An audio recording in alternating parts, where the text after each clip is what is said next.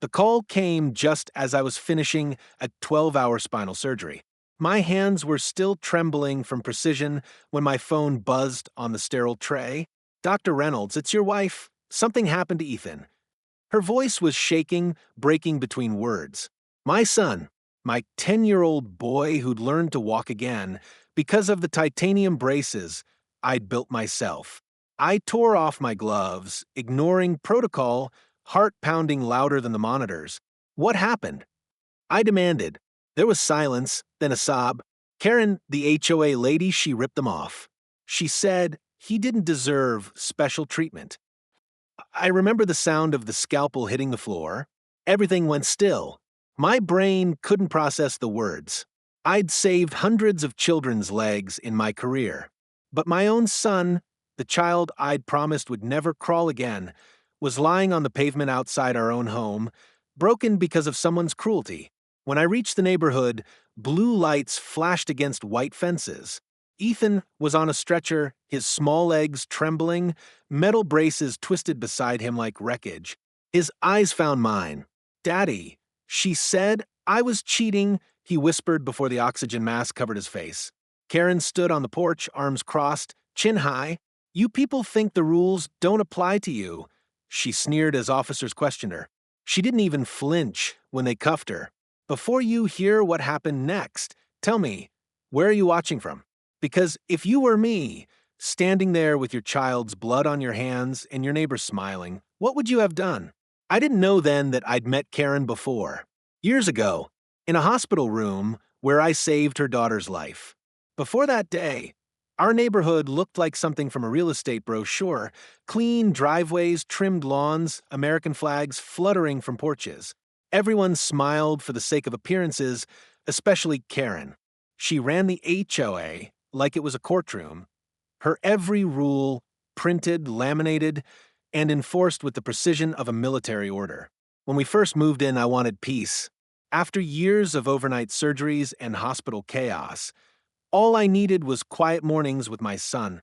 Ethan's condition made him fragile, a rare bone disorder that made each step feel like glass under his skin. Still, he was brave. Every morning, he'd insist on wheeling himself outside to watch the neighborhood dogs or the mail truck. To him, that small patch of sunlight on the sidewalk was freedom. Karen, however, never saw it that way. She saw violations, not humanity. "Rules are rules," she'd say, waving her clipboard like a badge of power. At first, I ignored her comments, the warnings about wheelchair scuff marks on the sidewalk or the unauthorized ramp I built beside our porch. My wife tried to keep the peace, bringing her cookies one Christmas. Karen didn't even take them out of the foil. Looking back, there were warnings. The way she watched Ethan, frowning each time he laughed too loud or dropped his toy in the yard. The way she whispered to her little circle during HOA meetings. To her, Ethan wasn't a child, he was a disruption. That morning had been calm. I remember helping Ethan adjust his leg braces before heading to the hospital. He grinned up at me, proud that he could fasten them himself now. I kissed his forehead and told him I'd be home by dinner. If only I'd known that while I was saving someone else's child, Karen would be out there tearing apart mine, literally and emotionally. That's the thing about people like her. They don't explode suddenly. They build up rule by rule, glance by glance, until one day they cross a line so cruel that even their own reflection can't recognize them. And that line was about to be crossed right in front of my home, under the same golden sun that once made our street feel safe. It started small, the way cruelty always does, dressed up as concern. A week before the incident, Karen showed up at our doorstep, clipboard in hand, sunglasses reflecting my son's wheelchair like it was a crime scene. "Dr. Hayes," she began, her tone polite but poisoned, "we've had several complaints about the wheelchair ramp extending past regulation width." I blinked. "You mean the ramp that helps my son get inside his own home?" She smiled, that tight, rehearsed HOA smile. "Rules are rules, you understand. The HOA must maintain uniformity. Your ramp violates aesthetic standards."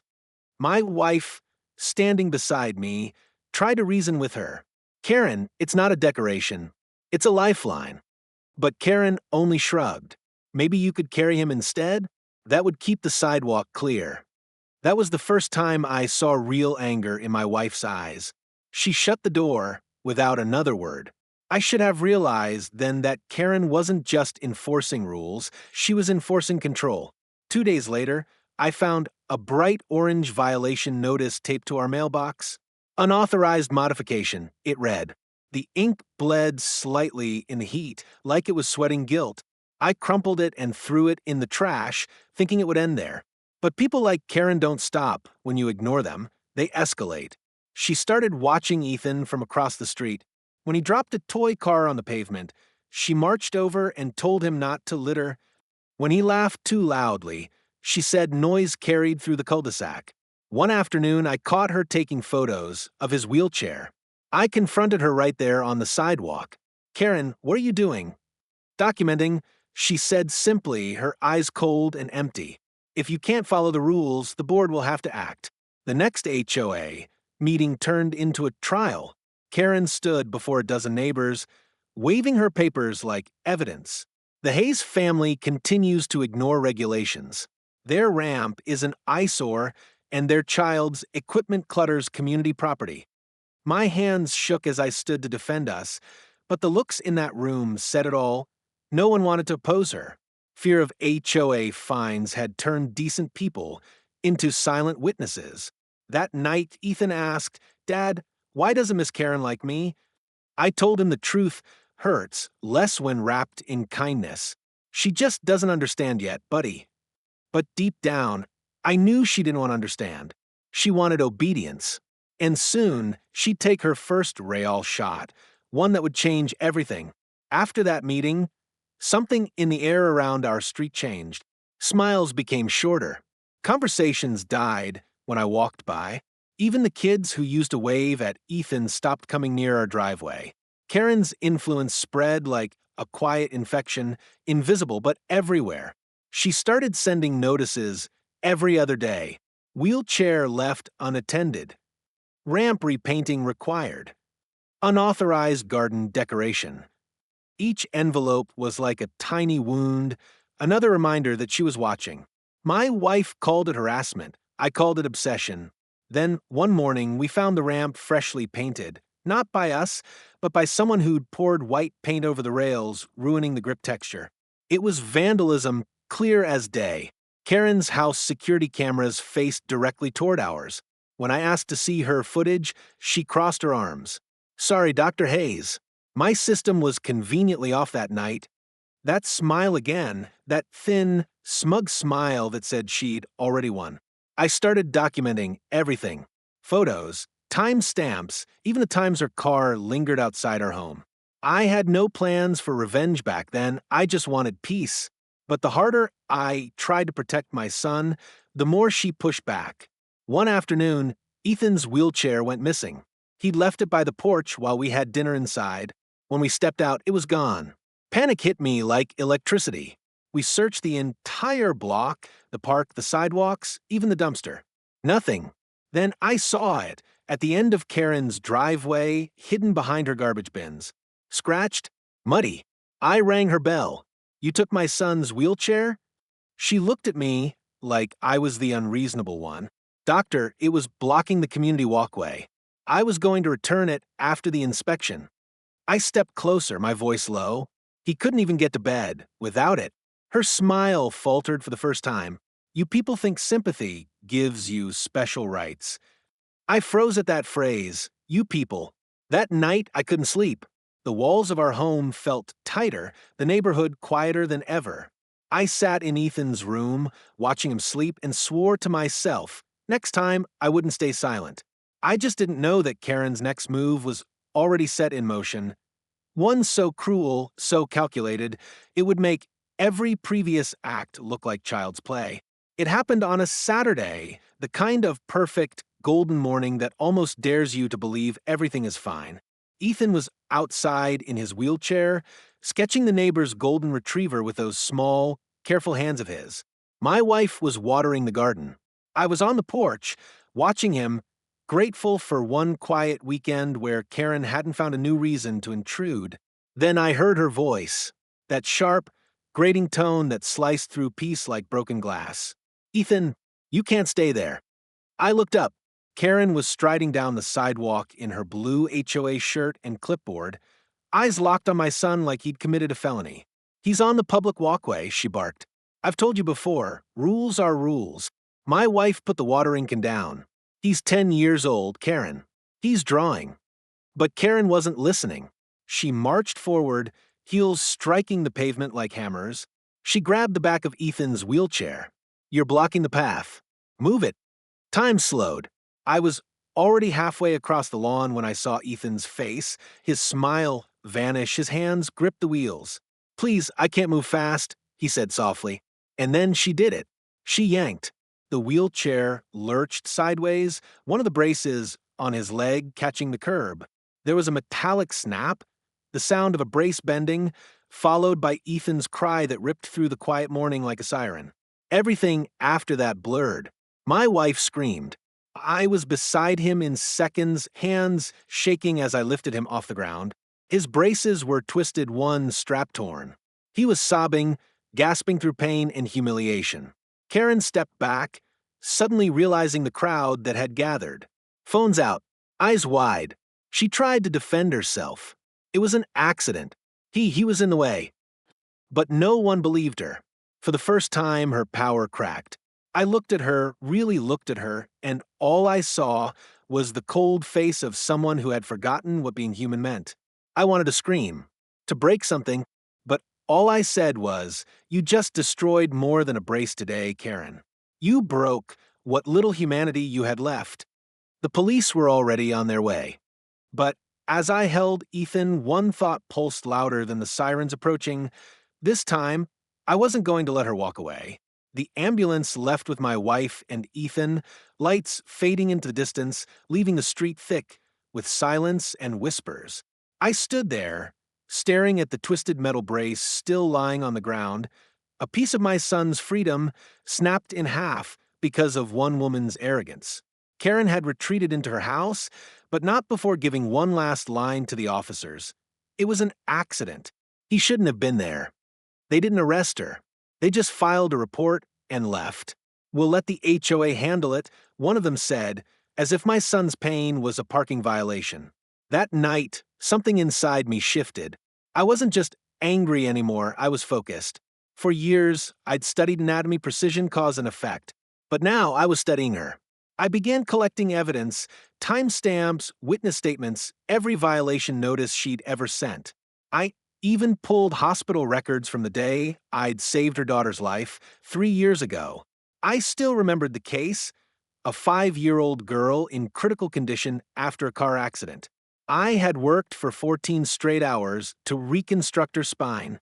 When the surgery ended, her mother, Karen, had hugged me, sobbing with gratitude. Now that same woman had crippled my son.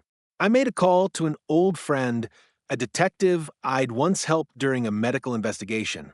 He listened quietly, then said, "If you want justice, don't yell. Document." So I did. Every neighbor statement, every photo, every HOA email she sent. I pieced together a narrative so airtight it could choke her in her own web of rules. The next morning, I showed up at the emergency HOA meeting she'd called, confident, clipboard in hand, mirroring her own weapon. She didn't expect me there. "Karen," I said calmly, "you violated your own regulations. Intimidation, harassment, physical harm on community property." I handed copies of the police report, hospital bill, and photos to every board member. Her expression faltered, the first flicker of fear behind that flawless mask. "This is defamation," she snapped. "No," I said, stepping closer. "It's documentation. You taught me that, remember?" For the first time, the power dynamic shifted. The whispers in the room weren't about me anymore. They were about her. The storm had turned. She just didn't know it yet. Because I wasn't seeking revenge, I was building her reckoning one rule at a time. The day it all came crashing down was supposed to be a fresh start. Ethan had just gotten his new leg braces, a stronger titanium model I personally designed to replace the ones she'd broken. He was nervous but determined. My wife and I encouraged him to go outside again, to reclaim the sunlight Karen had stolen from him. I remember watching from the kitchen window as he wheeled himself down the driveway, sketchbook resting on his lap. The morning light glowed across the neighborhood, clean and quiet. It almost felt normal again. Almost. Then her door opened. Karen stepped out in her HOA uniform, royal blue shirt with that gaudy yellow trim, clipboard tucked under one arm. Her sunglasses reflected everything like she was surveying her kingdom. For a moment, I hoped she'd walk the other way. But instead, she headed straight toward my son. My chest tightened. I stepped closer to the window. She said something I couldn't hear, pointing toward the sidewalk. Ethan shook his head. Then she leaned in, her posture stiff and cold. When she reached for his wheelchair, I was already running. By the time I made it outside, Ethan's chair was tilted back, one of the wheels spinning helplessly in the air. She tried to move him again, force him back onto private property, as she called it. The brace slipped. He hit the ground hard, his elbow scraping concrete, his legs twisted beneath him. I shouted her name so loud that birds scattered from the trees. "What the hell is wrong with you?" She stepped back, startled but still defiant. "He shouldn't be here. This is public access, not a playground. He's a child." I roared. "A child who's just trying to live?" Neighbors peeked from their porches. Phones came out. This time everyone saw it clearly, her standing over my crying son, the sun gleaming off that stupid golden collar like irony made real. My wife ran out, sobbing as she knelt beside Ethan. His lips trembled as he whispered, "Mom, my legs hurt." I wanted to hold him, but my hands shook too much. I was a surgeon who could rebuild bones, but right then I couldn't fix my own breaking heart. Karen realized too late that she'd gone too far. She started babbling, desperate to reframe the scene. "It was an accident. He fell on his own. You're twisting this." The neighbors weren't buying it. Mrs. Langley from next door, the quiet old woman who never spoke at meetings, said softly, "We all saw it, Karen." And just like that, the last thread of her power snapped. Police sirens echoed again. This time, they didn't just file a report, they questioned her. Ethan was taken to the hospital, and I followed right behind the ambulance, my wife clutching his hand the entire way. But as we pulled away, I saw Karen on the curb, arms crossed, her expression hollow. She looked smaller than I'd ever seen her, but it didn't matter, because that wasn't the end. Not by a long shot. You see, the same hospital she'd be taken to for her own questioning, the same medical center that would process the assault report was my hospital. And every doctor, every nurse, every administrator there knew exactly who she was, because 3 years earlier, I'd saved her daughter's life. That's the irony of justice. Sometimes it doesn't have to chase you. Sometimes it waits in the same place you once called mercy. Hospitals have a smell that never leaves you. Sterile air, faint antiseptic, and quiet heartbreak. But that night, sitting beside Ethan's bed, it all felt heavier.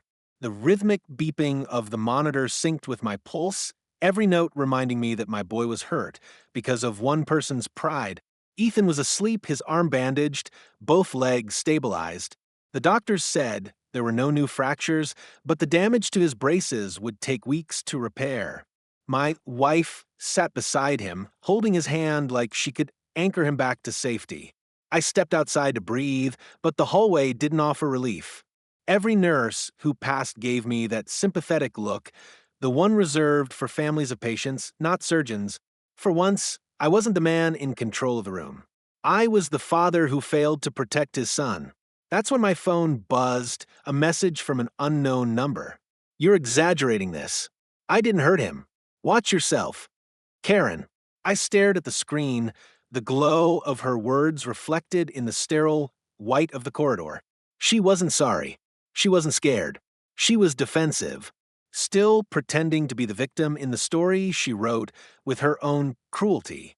I took a slow breath and typed back, "You should have remembered who I am before you touched my family." Then I deleted it. I wasn't going to give her a warning. I wanted the truth. Cold, undeniable, public. When I went back inside, Ethan stirred. "Dad," he whispered weakly, "is she going to get away with it?" My throat tightened. I brushed his hair back and said, "No, son, not this time." because by then, something had already begun shifting in the neighborhood. Videos from phones had started circulating online, neighbors sharing clips, captions filled with disbelief. HOA, woman attacks disabled child. Karen goes too far. By morning, the footage had over 100,000 views. Reporters were calling the HOA office. Police reopened the case. Karen's control, her little empire of rules and fear, it was collapsing under the weight of her own arrogance. But as much as justice was finally stirring, I wasn't done. Because truth alone wasn't enough. I needed accountability. And I knew exactly where she couldn't hide anymore, in the very courtroom where appearances mattered more than compassion. That was where I'd meet her next. Not as a neighbor, but as a father who had run out of forgiveness. The following week felt like a storm moving in slow motion, quiet, gray, heavy with things left unsaid. Our house turned into a revolving door of uniforms and notepads. Detectives came in pairs, recording statements, rewinding phone clips, and photographing Ethan's damaged braces as evidence. The air smelled like coffee and tension. Karen kept trying to twist the story. She claimed Ethan lost control of his wheelchair, that she tried to help.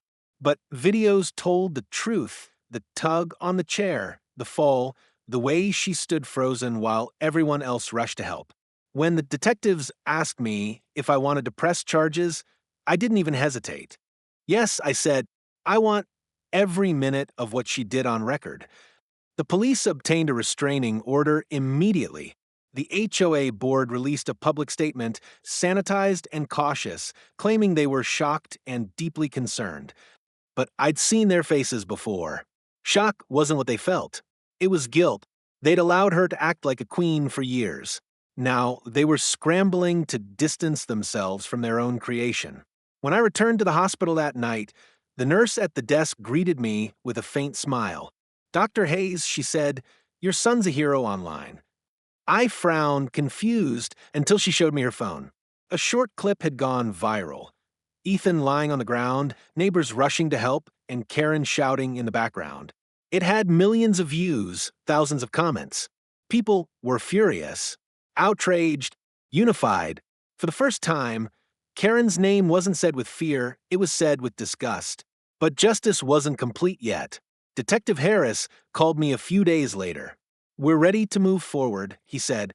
"Based on witness statements and video evidence, it qualifies as assault on a disabled minor." His tone hardened.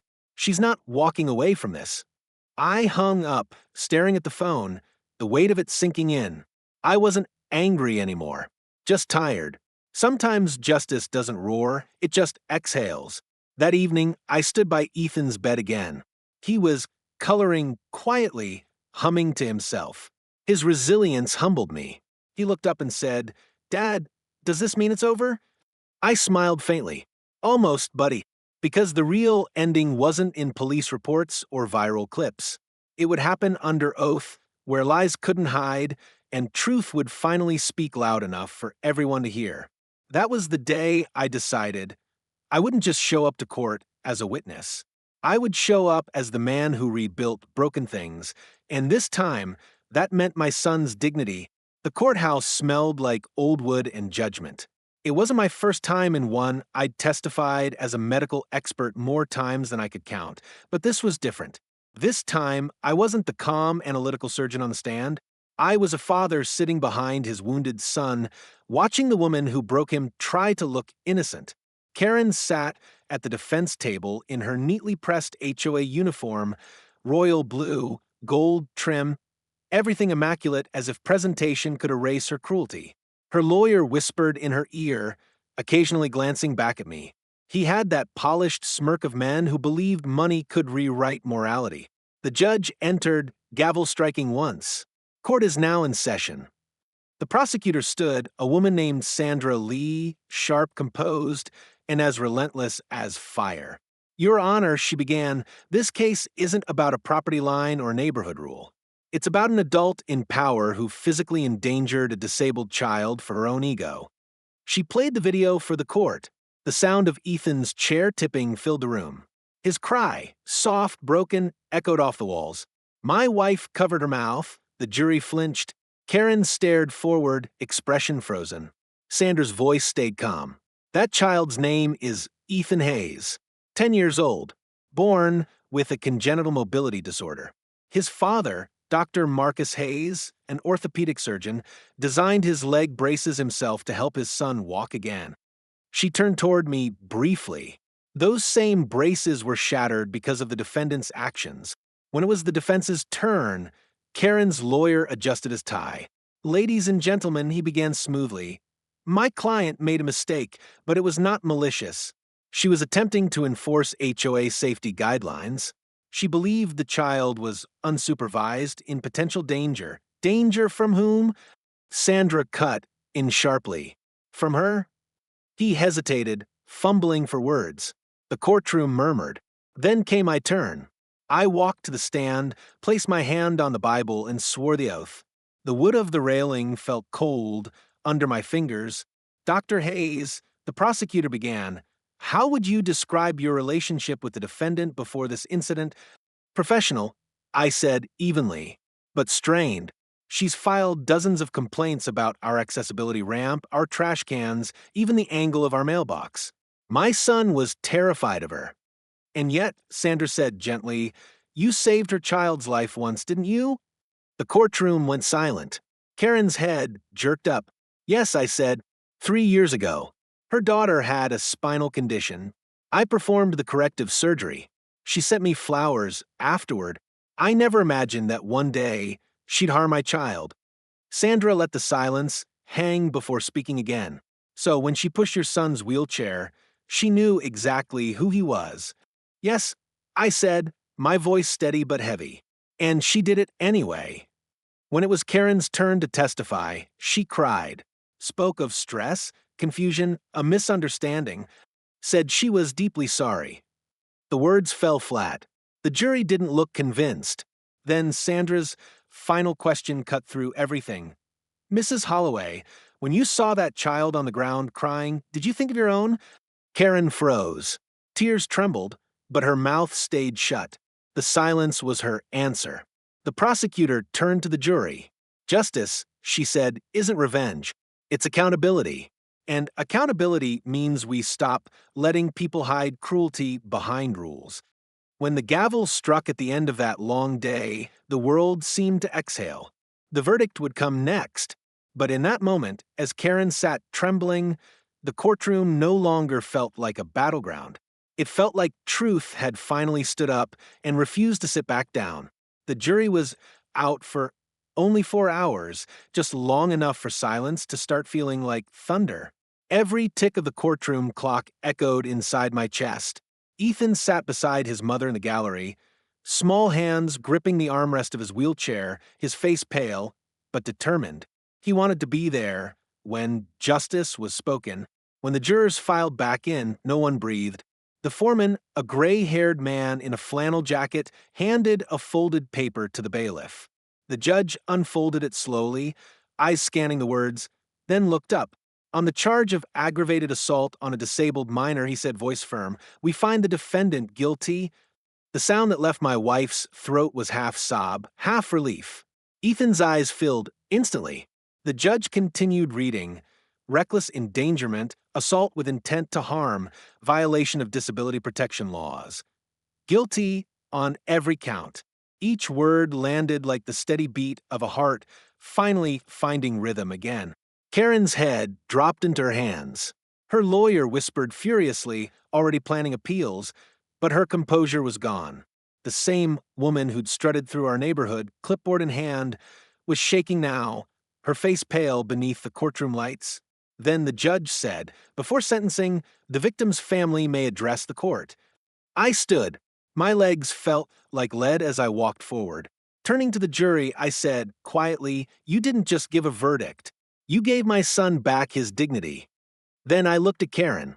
3 years ago, I rebuilt your child's spine so she could walk again.